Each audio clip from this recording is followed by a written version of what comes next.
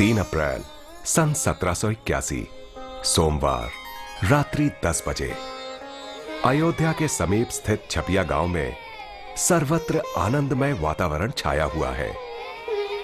स्थान स्थान पर तोरण झूल रहे हैं, शहनाई के स्वर गूंज रहे हैं। सभी लोग आनंद में निमग्न हैं। ब्राह्मण वेदगान कर रहे हैं।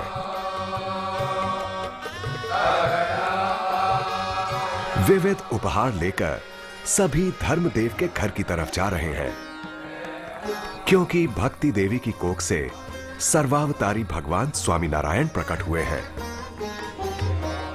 धर्मदेव भी पुत्र जन्म की खुशी में दान देकर सभी लोगों को प्रसन्न कर रहे हैं। महिलाएं तो दर्शन के लिए भीड़ बनाकर खड़ी हैं, क्योंकि बाल प्रभु की मोहक कांति ने सभी का चित्त चुरा लिया है।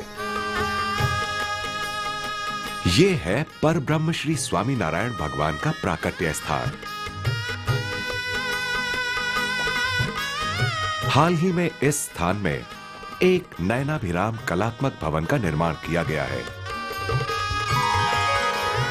बाल प्रभु के घर के प्रांगण में, जहां पर उन्होंने अनेक दिव्य लीलाएं की हैं, वहां भी एक सुंदर मंदिर शोभित हो रहा है।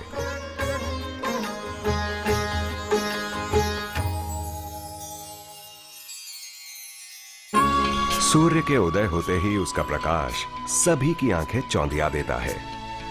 उसी प्रकार से बाल प्रभु भी अपने प्राकट्य के साथ ही लोगों को आश्चर्य में डाल दे ऐसी चरित्र लीलाएं करने लगे। एक बार पिता धर्मदेव के घर उनके मित्र रामदयाल आए हुए थे।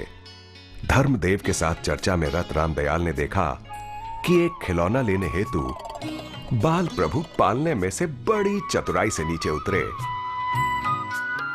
केवल 2.5 मास का बालक इतनी सावधानी से पालने में से स्वयं ही नीचे उतर जाए, वो दृश्य रामदयाल की कल्पना से परे था। उन्होंने सोचा, निश्चय ही ये ईश्वरीय अवतार है, अन्यथा 2.5 मास के बालक में इतनी कुशलता कैसे आ सकती है।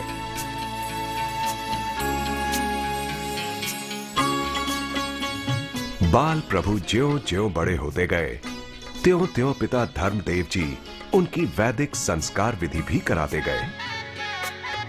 12 जुलाई सन 1781 गुरुवार को बाल प्रभु 3 माह और 12 दिन के हुए, तब उनका नामकरण संस्कार किया गया।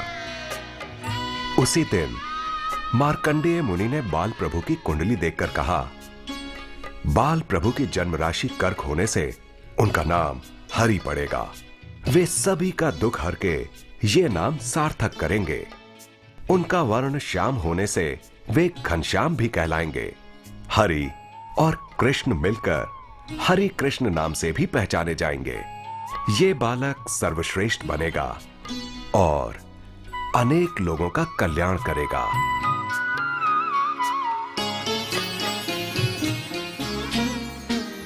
बाल प्रभु जब 6 माह के हुए तो धर्मदेव भक्ति देवी ने पुत्र परीक्षा हेतु एक कमरे में छोटी सी चौकी पर 3 वस्तुएं रखीं, तलवार, स्वर्ण मुहर तथा पुस्तक। पुत्र यदि तलवार पकड़े तो समझो कि सम्राट बनेगा, यदि स्वर्ण मुहर उठाए तो धनवान, और पुस्तक उठाए तो महाज्ञानी बनेगा। यही विचार कर उन्होंने बाल प्रभु को कमरे में खेलने के लिए छोड़ दिया। बाल प्रभु ने तो तुरंत ही पुस्तक पर हाथ रखकर संकेत दे दिया कि वे महान ज्ञानी होंगे। दिन प्रतिदिन बाल प्रभु की मोक्षदायी लीलाएं बढ़ती गईं।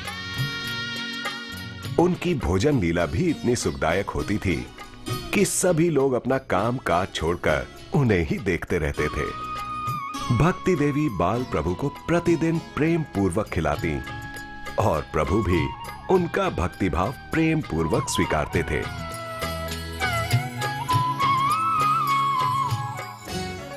2 अक्टूबर सन 1781 मंगलवार। बाल प्रभु अब 6 महीने के हो गए थे। भक्ति माता ने सोचा कि पुत्र का कर्ण छेदन कराकर उसे आभूषण पहनाऊं। इसके लिए वो गांव के अमई नाई को बुला लाई। घर के बाहर स्थित इमली के वृक्ष के नीचे भक्ति देवी बाल प्रभु को गोद में लेकर बैठ गईं। परंतु ये क्या, नाई जब कान छेदने गया तो बाल प्रभु मां की गोद से अदृश्य हो गए। सभी को वो इमली की डाल पर दिखे।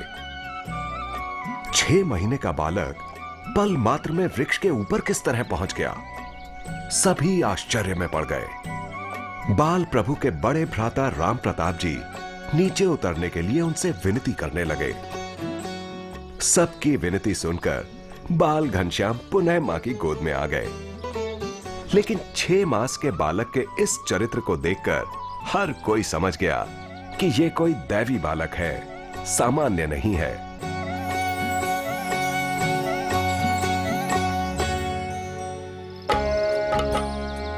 एक दिन बाल प्रभु मां के साथ खेल रहे थे।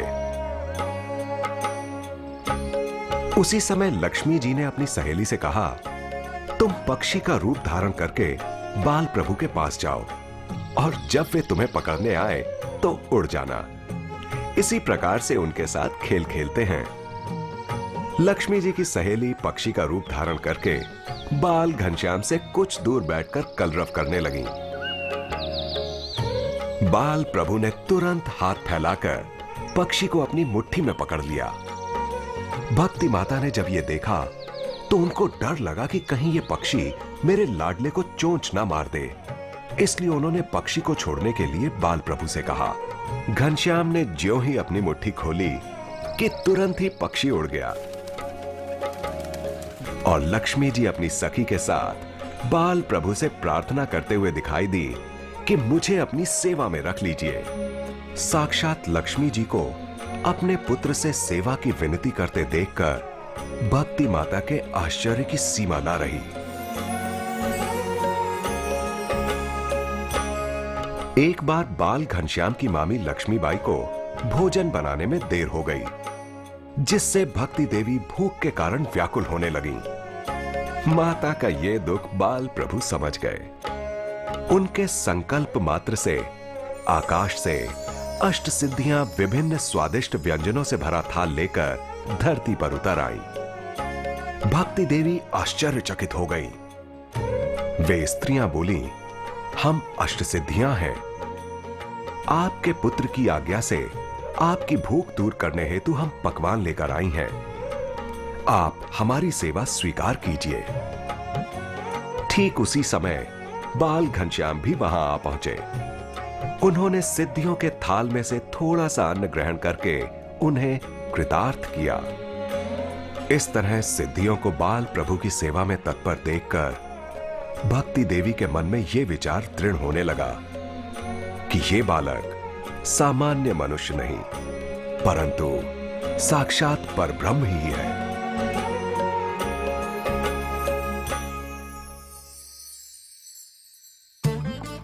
एक दिन बाल घनश्याम खिचड़ी खा रहे थे।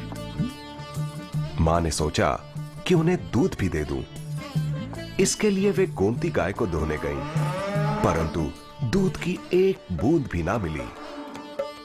वो उदास हो खड़ी थीं कि उसी समय बाल प्रभु हाथ में प्याला लिए हुए वहां आ पहुंचे और गाय के थन के नीचे उसे रखा। घनश्याम के आते ही गोमती के थन से दूध की धारा फूट पड़ी और कुछ ही क्षणों में पूरा प्याला दूध से भर गया। भक्ति देवी आश्चर्यचकित हो उसे देख रही थीं। उन्होंने सोचा कि देवी देवता तो ठीक, पशु और प्रकृति भी इस बालक की सेवा में सदैव तत्पर हैं। अवश्य ही ये प्रतापी पुत्र है। बाल प्रभु ने जिस स्थान पर यह चमत्कार दिखाया था, उसी स्थान पर स्मृति के रूप में यह छतरी शोभायमान है।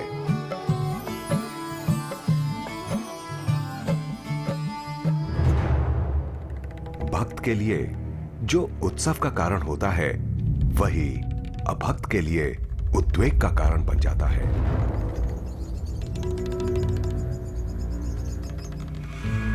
बाल प्रभु की दिव्यता से कालीदत्त नामक असुर ईर्ष्याग्नि से जल उठा था।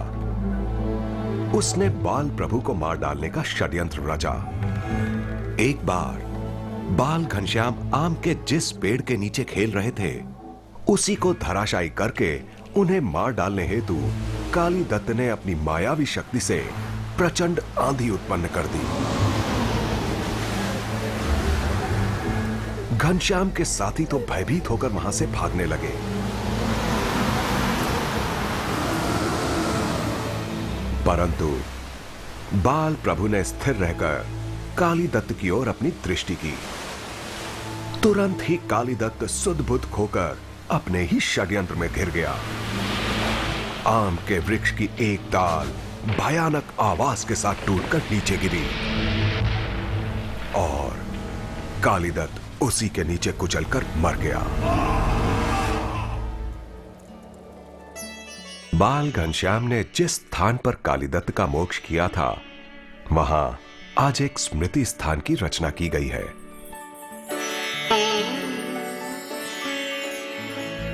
बाल घनश्याम स्वभावतः दयालु थे। एक बार वे बाल सखाओं के साथ मीन सरोवर के किनारे खेल रहे थे। वहां पर उन्होंने देखा कि एक मछुआरा जाल में मछलियों को पकड़कर अपने टोकरे में डाल रहा था। ऐसी जीव हिंसा देखकर बाल प्रभु का हृदय द्रवित हो उठा। उनके संकल्प मात्र से मछलियां जीवित होकर टोकरे में से सरोवर में कूदने लगीं। ये देखकर मछुआरा बाल प्रभु पर क्रोधित हो उठा और उन्हें मारने के लिए दौड़ा। परंतु उसी क्षण मछुआरे को बाल घनश्याम के स्थान पर भयानक यमराज दिखाई दिए। यम यातना के अनुभव से मछुआरा तो भयभीत हो उठा। बाल प्रभु ने उसे समझाते हुए कहा, मनुष्य को जीने का जितना अधिकार है, उतना ही मछलियों को भी है। इसीलिए कभी भी किसी की भी हिंसा मत करना। बाल घनश्याम की बात सुनकर मछुआरे ने उसी क्षण से अहिंसा का मार्ग अपना लिया। यह घटना स्थल आज भी सभी को अहिंसा के सनातन संदेश की स्मृति कराता है।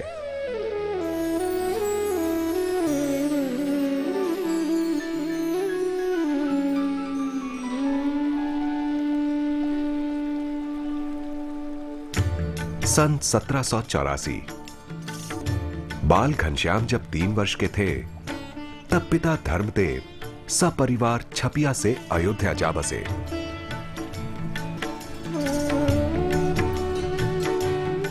अयोध्या अर्थात मंदिरों की नगरी। बाल प्रभु को वहां बड़ा आनंद आया। उन्होंने वहां पर स्थित राम घाट, लक्ष्मण घाट, हनुमानगढ़ी तथा कनक भवन आदि पवित्र स्थानों के दर्शन का नित्य क्रम बना लिया। दर्शन के पूर्व वे पवित्र सरयू नीर में स्नान करते और ब्रह्म मुहूर्त में प्रभु स्मरण के साथ प्रार्थना किया करते थे।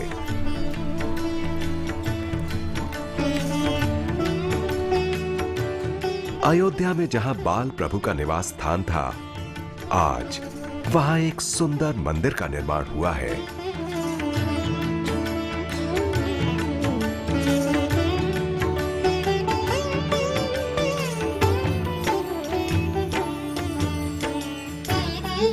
अट्ठाईस सितंबर सन 1784 मंगलवार। बाल घनश्याम मखोड़ा तीर्थ में आए हुए थे। यहां एक पीपल के वृक्ष पर चढ़कर वे पश्चिम दिशा की ओर देखने लगे। उनके मित्रों ने पूछा, वहां क्या देख रहे हो? बाल प्रभु ने कहा, पश्चिम में मुक्त प्रकट हुए हैं। आज वहां पर अक्षर ब्रह्म का जन्म हुआ है।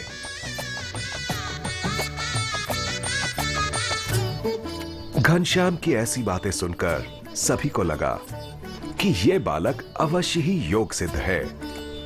ये पीपल मोक्ष पीपल के नाम से प्रसिद्ध है। उसके तने का टुकड़ा आज भी मंदिरों में विद्यमान है।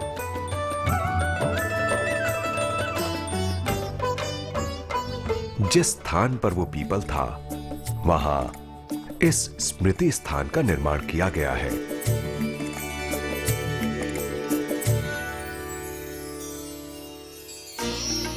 इकतीस मार्च सन 1786 शुक्रवार, इसी दिन से बाल प्रभु घनश्याम ने विद्या अध्ययन प्रारंभ किया। अयोध्या के विद्वान पंडित हृदयाराम घनश्याम के विद्या गुरु बने।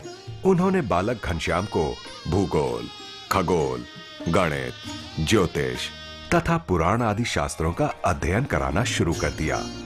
बड़ी ही एकाग्रता से बाल घनश्याम शास्त्रों के रहस्यों को आत्मसात करने लगे।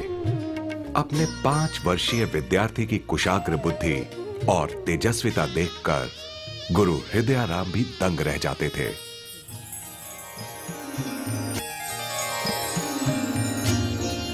बाल घनश्याम विद्या व्यासंगी थे, इसीलिए उन्हें शास्त्र कथाएं सुनना बहुत अच्छा लगता था। अयोध्या का हनुमानगढ़ी मंदिर उनके लिए कथा श्रवण का एक श्रेष्ठ स्थान था। यहाँ के कथा मंडप में बाबा मोहनदास जी कथा वाचन करते थे।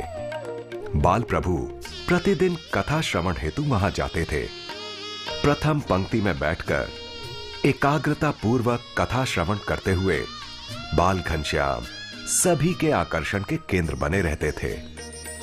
बाल सहज चंचलता के बदले में ऐसी स्थिरता, ये सोचकर सभी को बड़ा आश्चर्य होता था।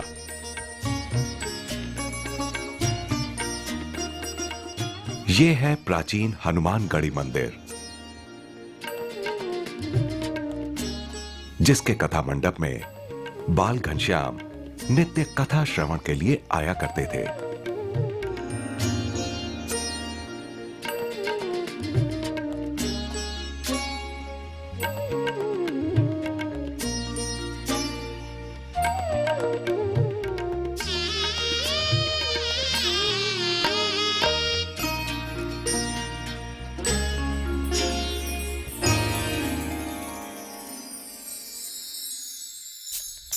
बाल प्रभु के घर के सामने एक हलवाई की दुकान थी।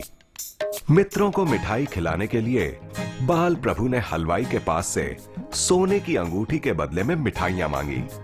बच्चे कितना खाएंगे, ऐसा विचार कर लोभी हलवाई जितनी खा सके उतनी मिठाई देने के लिए कबूल हुआ। परंतु भगवान तो इसकी दुकान की सारी मिठाइयां खा गए। धर्मदेव, राम प्रताप वगैरह ने हलवाई से जाकर पूछा कि घनश्याम आपको अंगूठी दे गए हैं? तब हलवाई ने कहा, हां, लेकिन उसके बदले में वे मेरी सारी मिठाइयां जीम गए। तब बाल प्रभु बोले, हलवाई झूठ बोलता है, अंदर देखो, सारी मिठाइयां ज्यों की त्यों ही पड़ी हुई हैं। सबने जाकर देखा तो बाल प्रभु ने जैसा कहा था वैसा ही निकला। खेल खेल में ही सही, बाल प्रभु अपनी लीलाओं से बड़ों को भी प्रामाणिक जीवन का बोध दे देते थे।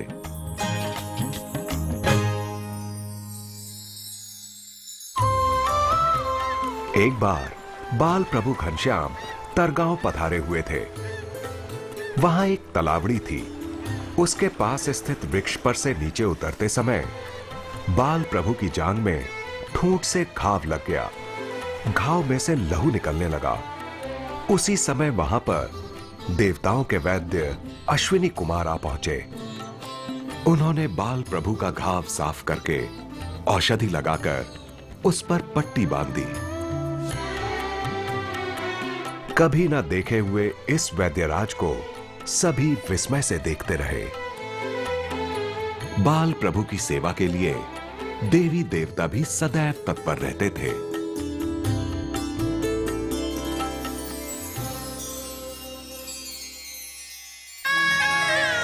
7 मार्च सन 1789 शनिवार।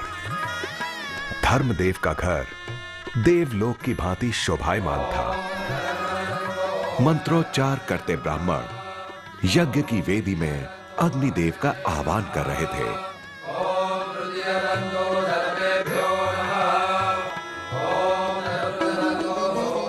प्रसंग था बाल प्रभु का उपवीत संस्कार।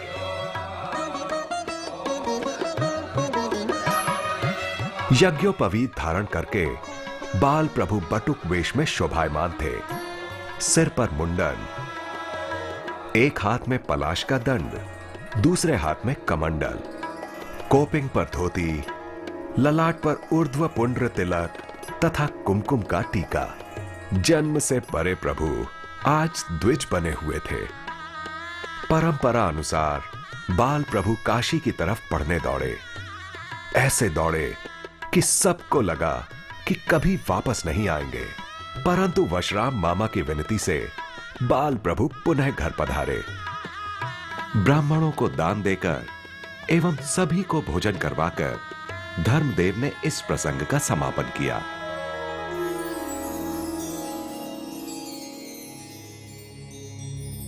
यज्ञोपवीत धारण करने के बाद बाल घनश्याम धीरे धीरे घर संसार से अलिप्त रहने लगे। दोपहर का समय वे घर से पूर्व दिशा में स्थित चंद्रशेखर महादेव शिवालय में व्यतीत करते थे। वहां के शांत और एकांत वातावरण में वे ध्यान मग्न रहते थे। ब्रह्मचर्य व्रत के दृढ़ पालन हेतु यहां पर भी वे गोरख आसन में ही योग निद्रा धारण करते थे। घनश्याम के उन एकांत क्षणों के साक्षी उस चंद्रशेखर महादेव मंदिर के दर्शन आज भी होते हैं।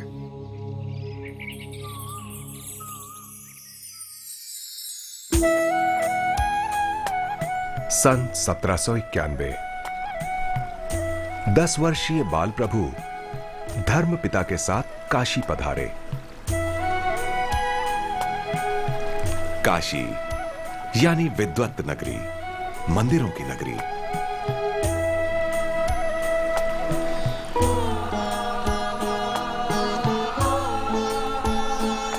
बाल प्रभु काशी विश्वनाथ के दर्शन करके गंगा किनारे स्थित गोमठ में आ ठहरे।